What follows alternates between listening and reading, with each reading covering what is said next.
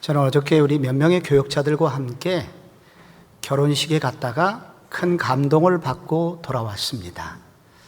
우리 교회 대학원생으로 공부를 하러 왔다가 우리 교회에서 호산나 찬양대에서 찬양대원으로, 그리고 근처 대학에서 국문학 박사과정을 당시 공부하고 있었기 때문에 저희 교회 주보 오탈자 수정하는 일 등 보이는 곳과 보이지 않는 곳에서 성실히 섬기던 40대 말의 한 자매가 어저께 결혼식을 하게 되었습니다. 그 자매의 결혼식이 특이했던 것은 그 사촌들이 전부 다 나와서 중창단을 조직을 해서 그들이 함께 노래를 불러주는 것이 매우 특이하고도 참 보기가 좋았습니다. 그런데 그 자매의 결혼식이 감동이 특히 제가 되었던 것은 그 자매가 최근에 당했던 여러 아픔을 제가 알고 있었기 때문입니다. 그 자매는 말로 다 할 수 없는 어떤 아픔들을 당했고, 어떤 면에서는 비굴하다는 생각이 들 만큼 고통스러운 일들을 만났었습니다. 그 자매의 최근에 몇 년간의 삶은 정말 절망이었다, 깜깜한 시간이었다라고 표현되는 그런 삶이었었습니다. 그런데 바로 그러던 절망의 끝자락이었는지 사랑이 불쑥 찾아오게 되었고, 그래서 결혼을 하게 되었는데, 이 결혼을 이렇게 하면서 그의 모든 삶이 역전이 되게 되었습니다. 그녀의 삶의 행복과 그리고 그녀의 삶에 여러 가지 괴롭히던 무거운 짐들이 다 벗겨지는 순간이 된 것입니다. 이분이 국어를 공부해서 그런지 제가 돌아오는 길에 이 자매의 결혼식을 한마디로 요약한다면 무엇일까 생각했습니다. 한 단어가 떠올랐습니다. 그러나라는 단어입니다. 이 자매의 앞에 삶은 참 고통스럽고 어려웠었다. 그러나 그게 끝이 아니었다. 그 그러나라는 한 단어가 제게 마음에 다가왔습니다. 절망과 고난을 당하고 있는 성도들에게 꼭 듣고 싶은 단어가 있다면 그러나일 것입니다. 부도 위기를 만난 한 사업하시는 분에게 그러나 당신에게는 회생의 길이 있습니다. 이 그러나가 얼마나 희망이 되겠습니까? 커다란 질병에 걸려서 소망이 없는 분에게 그러나 이 분야에 새로 개발된 신약이 있습니다. 그러나가 얼마나 희망이 되겠습니까? 요즘 우리나라는 정말 고물가와 그리고 여러 대외적인 경제 환경 때문에 특히 사업하시는 분, 자영업 하시는 분, 그리고 보통 사람들 너나 할 것 없이 모두 힘겨운 시절을 살고 있습니다. 이러한 성도들에게 그러나의 은혜가 있었으면 좋겠다 하는 그런 기도가 제 마음에 절로 들어오는 어제 하루였습니다. 그런데 오늘 성경에는 우리 그리스도인들은 이미 이러한 그러나의 기적을 경험한 사람들이라고 설명을 하고 있습니다. 또한 그렇기 때문에 이 그러나의 기적이 이미 우리 가운데 일어났기 때문에 이제 그러나의 기적을 이론적으로만 알지 말고 내 삶의 일부가 되게 해라 하는 도전의 말씀이 여기 나옵니다. 우리가 읽은 에베소서 2장 1절로부터 7절에는 놀라운 대조적 용어들이 계속 나오고 있습니다. 지난주에 명절이어서 성도분들이 많이 나오진 못하셨습니다.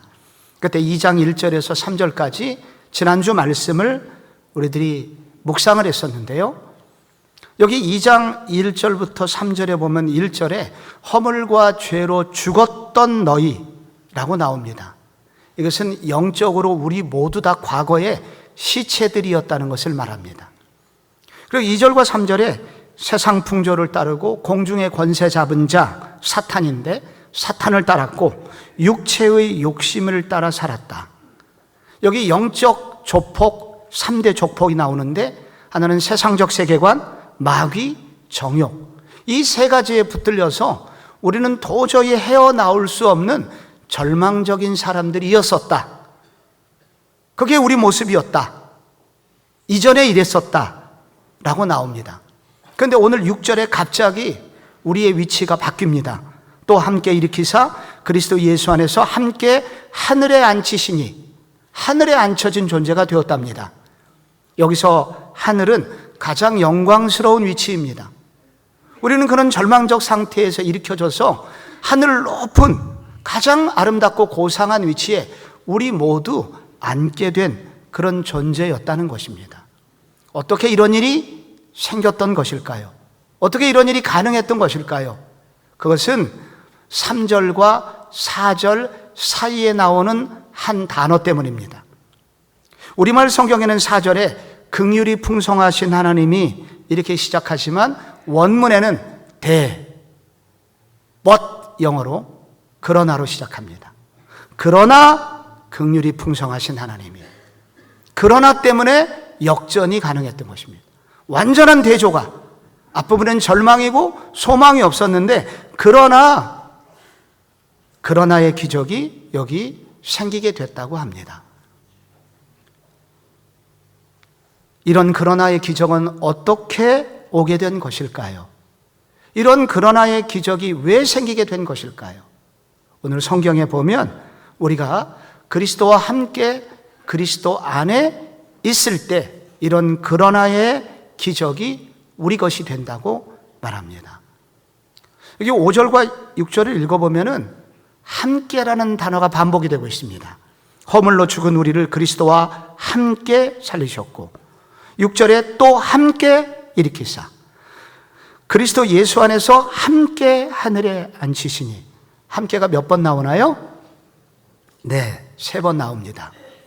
이 에베소서라는 그 책에는 그리스도와 함께라는 단어와 똑같은 단어가 쓰이고 있는데 그리스도 안에서라는 단어입니다. 그래서 그리스도와 함께는 그리스도 안에서라는 단어는 같은 의미로 계속 반복되고 있습니다. 우리가 그리스도 안에 있을 때, 그리스도와 함께 있을 때라는 단어의 이 뜻의 의미는 무엇이겠습니까? 그것은 우리는 그리스도와 유기적이고 생명적 연합을 하고 있다는 뜻입니다.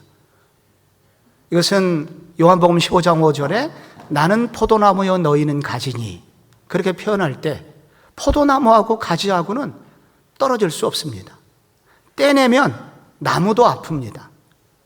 이렇게 유기적 생명적 연대가 바로 우리와 그리스도 사이에 있다는 것입니다. 또 하나, 이 그리스도와 함께는 우리의 대표자가 그리스도라는 뜻이기도 합니다. 우리 에베소서 1장에 보면 우리는 교회인 몸이고 우리 교회의 머리는 그리스도라고 나옵니다. 머리하고 몸은 떨어질 수가 없습니다.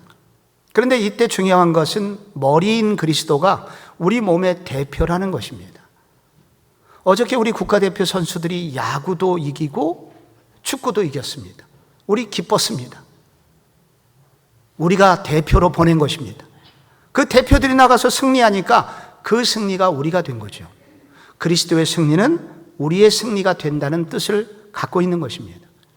이것은 한 걸음 더 나가서 법률적 책임과 법률적 연대를 설명하기도 합니다. 대표가 잘못하면 그 밑에 있는 사람도 책임을 면할 수 없고, 대표가 잘하면 우리 모두 다 법률적으로 자유롭고 복을 받게 됩니다. 푸틴 대통령이 우크라이나를 공격했습니다. 그래서 전 세계에서 비난을 받았습니다. 그런데 푸틴만 공격을 받은 게 아닙니다. 러시아 국민들이 다 비난을 받았습니다. 나는 아무런 일도 한 적이 없다고. 소용없습니다. 그의 대표가 푸틴이고, 푸틴이 비난을 당하니 국민들이 비난을 당하는 것입니다. 그리스도께서 아담 때문에 우리 모두 다 내가 무슨 죄가 있습니까? 나는 아무 잘못이 없습니다. 소용없습니다. 우리 인류의 대표가 됐던 아담이 범죄함으로 그 죄가 고스란히 우리에게 원죄로 내려와서 우리도 범죄자가 된 것입니다. 그러나 반대로 예수 그리스도께서 제2의 아담으로 오셔서 우리의 대표자로 우리를 위하여 선한 일을 행하셨기 때문에 우리 모두 살게 된 것입니다. 그래서 로마서 5장 17절에 이것을 설명합니다. 한 사람의 범죄로 말미암아 사망이 그 한 사람을 통하여 왕노릇하게 되었다. 여기 한 사람은 누구겠습니까? 아담입니다. 아담이 우리의 대표자였다는 거예요. 그와 마찬가지로 반대로 더욱 은혜와 의의 선물을 넘치게 받는 자들은 한 분 예수 그리스도를 통하여 생명 안에서 왕노릇하리로다. 우리가 우리의 대표자께서 그렇게 모든 문제를 해결해 주셨기 때문에 우리도 그 밑에 그 안에 있는 우리 모두 다 자유롭게 되었다는 것입니다. 예수 그리스도 우리의 대표자 안에 있을 때, 함께 있을 때 이런 은혜가 있다는 것입니다. 지난달에 못 보던 파리가 왔다 갔다 해서 너 어디서 왔니? 그러니까 그 파리가 말하기를 저기 경상남도 남쪽에 통영 밑에 40분 배 타고 내려가면 사량도라고 있는데 사량도에서 왔다는 거예요. 아니 사량도에서 여기까지 어쩐 일로 왔니? 지난번 우리 청년들이 단기 선교 내려갔을 때 그 우리 교회가 우리 김문진 목사님이 몰고 갔던 봉고차 안에서 졸고 있었는데 눈 떠보니까 서울이더라. 돌아갈 길이 막막해서 여기 있다. 여러분 지금도 이 얘기 막 심각하게 들으시는 분이 있어요. 지금 우화를 말씀드리는 것입니다. 그래서 그 파리가 한 일은 딱 한 가지입니다. 우리 교회 봉고차 안에 들어와 있었다는 것입니다. 그래서 오늘 참 졸고 계신 분들도 교회 안에서 졸고 계신 분들 참 축복합니다. 너무 다행입니다. 저라도 그래서 교회 와서 졸면 그리스도 안에서 졸고 있으면 어느 날 눈 떠보면 천국이 되는 것이죠. 우리가 그리스도 안에 있다는 거, 그리스도와 함께 있을 때 우리도 모르게 그리스도께서 하신 일이 곧 내일이 되는 것입니다. 우리말 속담에 뛰는 놈 위에 나는 놈이 있다고 합니다. 그런데 어느 글에 보니까 나는 놈보다 더 무서운 놈이 있으니 그 놈은 어떤 놈일까요? 붙어있는 놈입니다. 그 나는 놈 위에 붙어만 있으면 아무런 행동도 하지 않는데 어느새 목적지까지 가 있는 것입니다. 우리가 그리스도 안에 있다는 거, 나는 포도나무여 너희는 가지다. 그래서 그리스도라는 포도나무에 우리가 붙어 있기만 하면 어느 날 포도나무가 한 모든 일들이 내가 한 일이 됩니다. 우리가 그리스도 안에 있고 그리스도와 함께 있을 때 그러나의 기적은 나의 것이 된다는 것입니다. 그런데 한 걸음 더 나가서 그러나의 은혜가 우리에게 어떻게 오게 된 것인가? 그것은 그리스도께서 이루신 우주적 사건이 내 것이 되게 할 때 그러나의 기적이 우리 것이 됩니다. 진짜로 역사가 일어나게 된다는 것입니다. 여기 오늘 본론이 나오는데요. 5절 말씀에 보면은 허물로 죽은 우리를 그리스도와 함께 살리셨고가 나옵니다. 그리스도께서 허물로 죽은 우리를 살리셨습니다. 살리셨다는 이 단어가 잠시 후에 나오는 일으키시고 둘 다 부활을 설명하고 살아나는 걸 설명하는 것 같은데 차이가 무엇이 있을까요? 먼저 여러분, 여기 죽었다는 단어는 하나님의 진노 아래 우리 모두 놓이게 되었다는 뜻입니다. 여러분, 직장 상사가 우리에게 진노하면 우리는 그 순간 죽었다. 군대 가서 상사가 상관이 진노하면 우리는 죽은 목숨입니다. 우리 죽었다 그럽니다. 그런데 하나님이 우리를 향하여 진노하세요. 우리 죄 때문에. 그럼 우리 죽은 것입니다. 허물과 죄로 죽었다는 단어하고 같은 것은 하나님의 진노 아래 놓여 있었다는 것입니다. 죄 때문이죠. 그런데 이 진노의 문제가 어떻게 해결이 되었습니까? 그리스도께서 육신의 몸을 입고 이 땅에 오셨죠. 그리고 모든 진노의 원인이 되는 이 죄짐을 짊어지시고 십자가 위에서 죽으신 것입니다. 그리고 무덤에 던져졌고 돌문이 닫혀버린 것입니다. 그리스도께서 죽으신 거예요. 그의 죽으심은 어떤 죽으심이 의미가 있습니까? 그 죽음을 통하여 우리 모두 받아야 될 이 하나님의 진노를 대신 받고 죽으신 것입니다. 그 결과 우리에게 무슨 일이 벌어지겠습니까? 내가 벌받아야 되는 벌을 예수님이 다 받으셨기 때문에 내가 벌받지 않게 된 것입니다. 이거를 다른 말로 우리 하나님 앞에서 살아나게 되었다고 성경은 표현합니다. 여러분, 피레침 아실 겁니다. 수백만 볼트의 이 전력을 피레침이 홀로 받습니다. 그 덕에 우리는 건물이 살고 건물 안에 있는 사람들이 안전할 수 있습니다. 예수 그리스도는 피레침이 되신 겁니다. 하나님의 모든 무시무시한 진노를 그분 홀로 받으셨습니다. 하나님 어찌하여 나를 버리시나이까 하면서 십자가 위에서 이런 진노의 피레침이 되어서 하나님의 모든 진노를 받고 죽으시게 된 겁니다. 그 순간 무슨 일이 벌어졌습니까?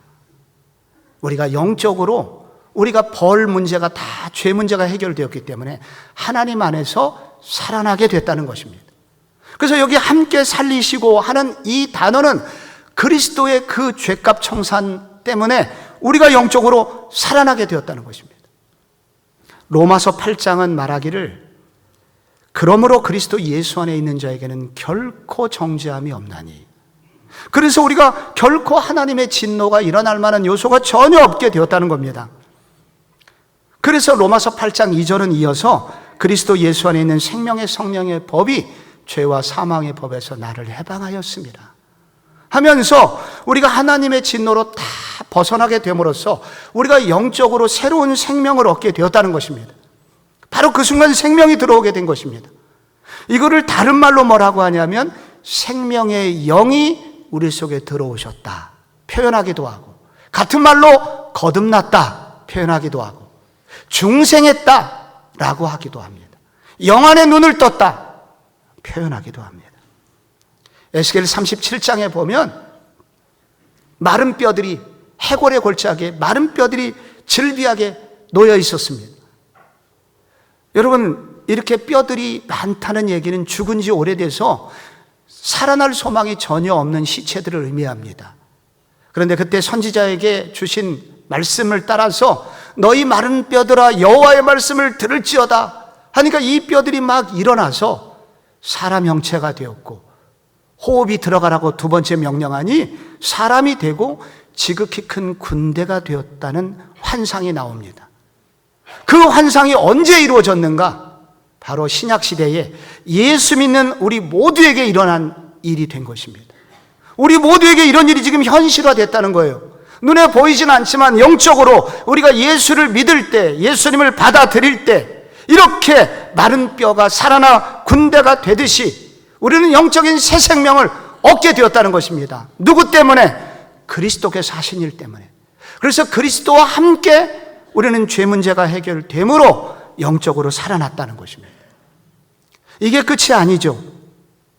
그리스도는 부활의 능력으로 우리를 도우셔서 우리로 영적으로 죽은 우리를 살리실 뿐 아니라 부활의 능력을 덧입도록 도와주십니다. 6절에 보면 또 함께 일으키사, 예수님이 부활하실 때 우리도 함께 부활했다는 단어입니다. 그리스도께서 죄의 짐을 다 담당하시고 십자가 제물이 되셨습니다. 예수님은, 하나님은 그 십자가의 제사를 받으셨을까요? 안 받으셨을까요?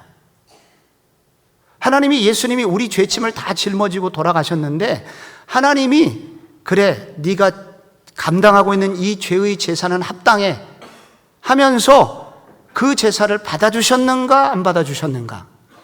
잘 모릅니다. 어떻게 그런데 받아주셨는지 알 수 있는가?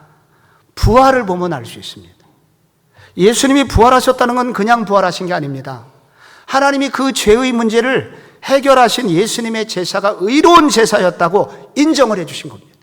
그래서 그 죄의 제사가 해결이 된 거예요. 그 말은 예수님이 십자가 지시고 부활하셨을 때 우리를 묶고 있었던 모든 죄의 권세도 사라지게 되었다는 것을 의미합니다. 예수님께서, 하나님께서 모든 제사가 의롭다고 인정을 해주신 것 때문에 예수님은 부활하셨습니다. 즉 다른 말로 죄의 권세와 죽음의 권세와 어둠의 권세를 다 깨뜨리시는 강력한 권세를 가지고 일어나셨습니다. 그런데 바로 그러한 능력이 누구에게 온 것일까요? 믿는 우리에게 왔다는 것입니다. 그리스도와 함께 우리는 함께 살아났다는 것입니다. 예전에 우리는 어떤 존재였냐면은 죄에게 끌려다니고 죄에게 종로로 타던 존재였습니다. 모든 소유권이 그냥 그 사탄에게 있었습니다. 그래서 사탄이 시키면 시키는 대로, 그리고 사탄이 죄를 짓게 하면 죄를 짓고 정욕이 이끌면 이끄는 대로 살았었습니다. 근데 예수를 믿고 부활의 영이 우리 가운데 온 다음에는 무슨 일이 생겼을까요? 로마서 6장 6절이 말합니다. 다시는 우리가 죄에게 종로로 타지 아니하게 하려 함이니. 더 이상 우리는 죄의 종이 아니라는 것입니다. 죄의 노예가 아니라는 것입니다. 이것은 더 이상 유혹을 받거나 죄를 절대 안 짓는다, 그런 뜻이 아니고 우리의 소유권이 성령님께 넘어갔다는 것입니다. 그래서 우리가 의도적으로 죄를 지으려고 애쓰지만 않으면 죄를 안 지을 수 있게 된다는 겁니다. 이제 소유권이 성령께 넘어갔다는 겁니다. 죄가 더 이상, 옛날에는 죄를 안 짓고 싶어도 어쩔 수 없이 죄를 졌지만 이제는 우리가 죄를 안 지으려고 하면 안 지을 수 있게 된 거예요. 모든 소유권이 주님께 넘어갔습니다. 죄와 이런 사망의 권세를 다 이긴 상태가 됐는데 이것을 부활의 권세가 우리 가운데 임했다는 것입니다. 내가 부활의 권세를 가진 사람인지 안 가진 사람인지 알 수 있습니다. 왜냐하면 성경에 보면은 이런 부활의 권세를 가진 사람들은 이런 징조가 있다고 이곳저곳에서 말하고 있기 때문입니다. 우리가 예수님의 은혜로 영적으로 살리심을 받고 이 부활의 권세, 함께 일으켜진 사람의 특징은 뭐냐면 예전에는 하나님을 전혀 의식하지 못하고 살았는데 어느 순간부터 자꾸 하나님이 신경 쓰이게 됩니다. 자꾸 하나님을 의식하게 됩니다. 이것이 바로 영적으로 깨어나고 영적으로 부활의 권세를 가지면 이렇게 됩니다. 예전에는 하나님에 대해서 감각이 없었습니다만 이제는 자꾸 하나님이 자꾸 생각이 나고 자꾸 의식이 됩니다.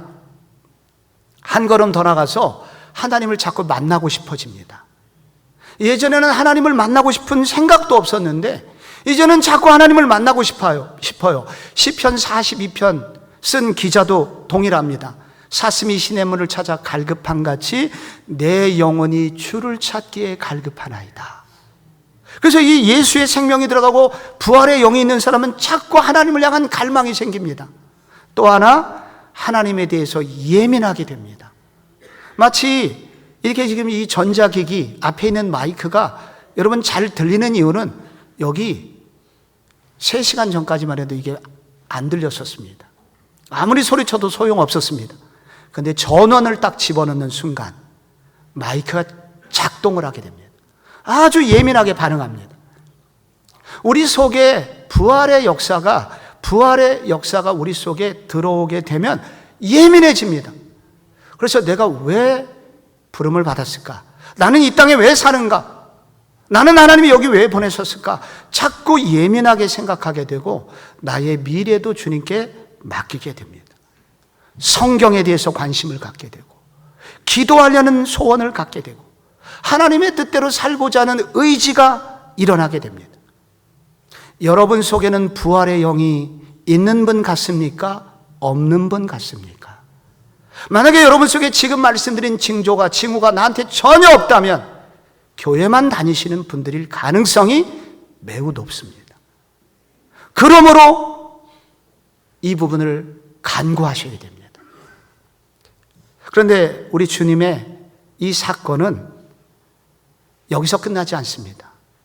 우리를 그리스도와 함께 살리셨을 뿐만 아니라 마지막으로 그리스도와 함께 하늘에 앉히셨다고 합니다. 유대인들은 하늘을 3층 천이 있다고 생각했습니다. 우리 눈에 보이는 구름이 떠 있는 새가 다니는 하늘, 그 위에 공중의 권세 잡은 자, 사탄이 쫓겨난 두 번째 공간 하늘이 있고 바로 그 위에는 바로 3층 천, 천국입니다. 바로 이 3층 천을 하늘이라고 합니다. 그래서 우리를 결국은 영광의 하늘 보좌가 있는 곳에 우리를 앉히셨다는 것입니다. 우리를 살리셨고 우리를 일으키셨고 그리고 우리를 하늘 영광의 보좌에 앉히셨습니다. 우리 모두 하늘 보좌에 앉은 존재가 되었습니다. 이 말은 무슨 뜻일까요? 이제 우리는 더 이상 세상에 속한 자들이 아니라 하늘에 속한 사람들이 되었다는 뜻입니다. 우리의 소속이 하늘의 시민권을 가졌다는 뜻입니다. 여러분, 여기 외국인들이 돌아다닙니다. 경찰이 묻습니다. 당신 여권 좀 봅시다. 딱 보니까 어떤 사람은 미국 여권이 있고, 어떤 사람은 우즈벡 여권이 있고, 어떤 사람은 아프리카 여권이 있습니다. 그들이 이방인으로 여기 와 있지만 그들의 소속, 원래 그들이 속해 있는 곳은 바로 자기 고향 땅이죠. 우리도 마찬가지로 지금 이 땅에 이렇게 살고 있지만 우리의 소속, 우리의 시민권이 이미 하늘에 등록이 되어 있다는 것입니다. 그래서 우리 하늘에 앉혀진다는 의미는 우리 모두의 시민권은 하늘에 있으며 우리가 때가 되면 우리가 정말로 돌아가야 될 고향, 집이 바로 천국이 된 사람들, 천국 백성이 되었다는 뜻입니다. 이 말은 둘째로 더 이상 사단의 지배 아래 놓이지 않게 되었다는 뜻입니다. 사단은 2층천에 살아요. 그래서 이 천국에서 천사들이, 악한 천사들이 쫓겨나서 2층천으로 내려와서 거기 바로 공중의 권세 잡은 자라는 별명을 갖게 된 것입니다. 그런데 우리는 이미 하늘 가장 높은 3층천의 하늘 영광보좌 옆에 앉아 있습니다. 그러므로 사단이 더 이상 우리를 침범하지 못하는 존재가 된 것입니다. 근데 목사님, 나는 요즘도 마귀가 나를 유혹을 해갖고 내가 죄를 지었는 거요, 이렇게 말씀하시는 분이 있습니다. 근데 요한일서 5장 18절을 보면은 하나님께로서부터 난 자는 다 범죄하지 아니하는 줄을 우리가 아노라. 하나님께로부터 나신 자가 그를 지키심에 악한 자가 그를 만지지도 못하느니라 말씀합니다. 우리가 사탄하고 거래만 하지 않으면 사단은 우리를 결코 넘볼 수 없는 존재가 되었다는 것입니다. 우리는 사단이 결코 우리를 넘어뜨릴 수 있는 그런 존재들이 아닙니다. 우리는 이미 하나님의 영광의 보좌에 앉은 자들이고 시민권을 이미 확보한 자들이기 때문에 더 이상 사단이 우리를 어쩔 수 없는, 사단으로부터 아무 상관이 없는 삶을 살게 되었습니다. 그러므로 우리가 사단에게 협조하지만 않으면, 자발적으로 사단을 유익하게 하려고만 하지 않으면 우리는 사단이 결코 어쩔 수 없는 그런 존재가 되었다는 것입니다. 앉아있다는 표현이 있습니다. 이 말은 일을 다 마친 사람들이 하는 행동입니다. 그래서 이것은 예수 그리스도께서 최종 승리하셔서 하나님의 보좌 우편에 앉으셨과 마찬가지로 우리 모두 다 이미 승리하여 거기 앉아있다고 표현이 되어 있습니다. 그런데 여기 성경에 나오는 이 세 단어, 우리를 살리셨고, 그리고 우리를 일으키셨고, 우리를 앉히셨다는 이 세 가지 동사가 모두 과거형으로 쓰여 있습니다.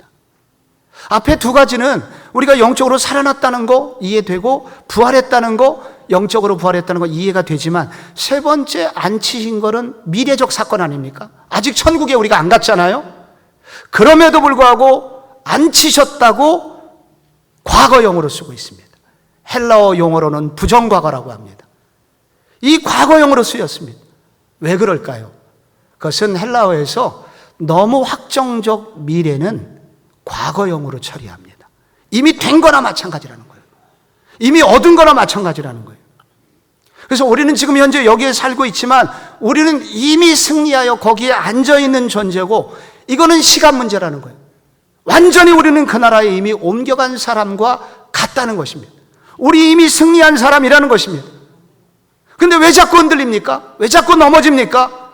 이 사실을 모르기 때문이고, 이 사실을 우리 삶에 적용하지 않기 때문입니다.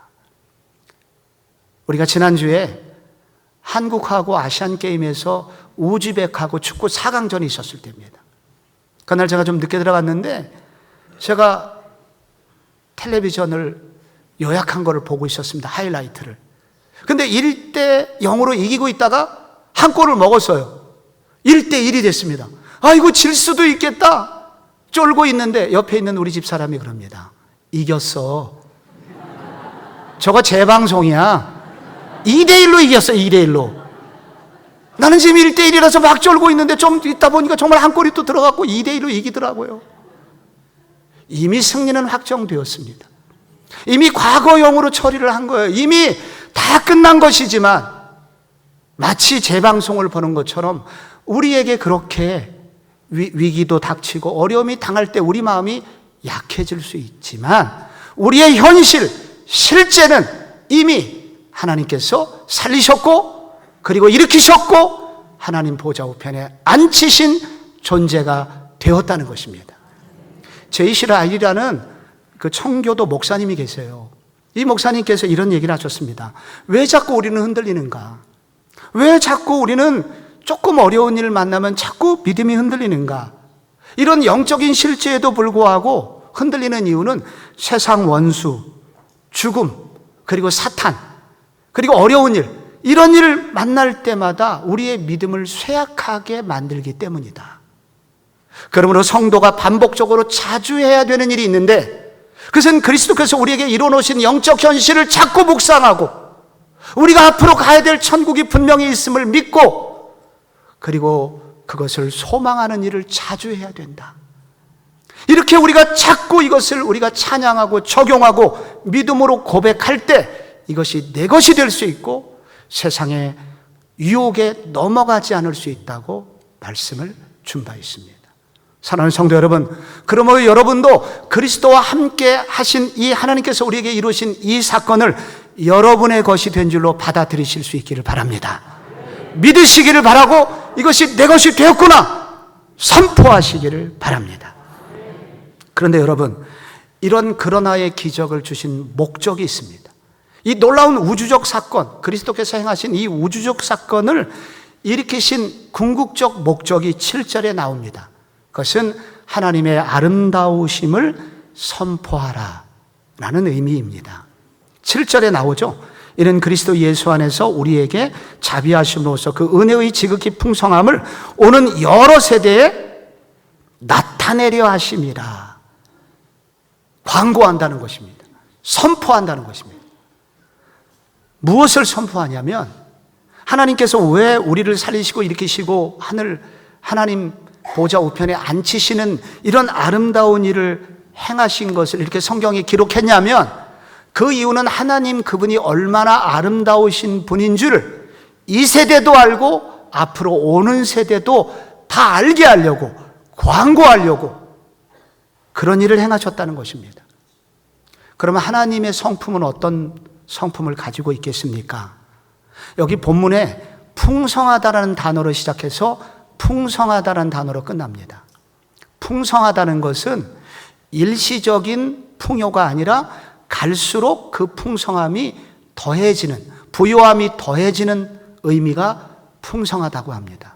그런데 이 풍성하다는 단어가 하나님의 성품을 설명하는 데 계속 쓰였습니다.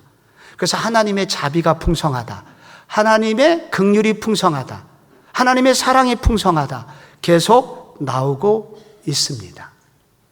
근데 여기 하나님의 사랑이라고 하는 단어 4절의 사랑은 아가페라는 단어인데 이 사랑은 희생적인 헌신적인 사랑입니다.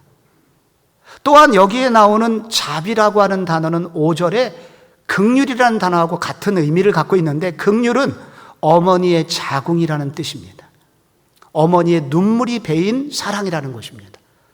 그래서 이 긍휼과 사랑을 합하면 구약의 유명한 단어 헤세드란 단어가 나옵니다.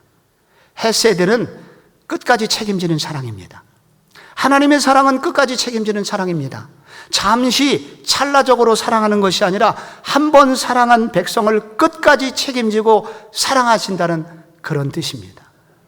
그런데 왜 이 끝까지 사랑하는 이 헤세드의 사랑을 이 세대와 다음 세대 모두에게 알게 해야 되는가?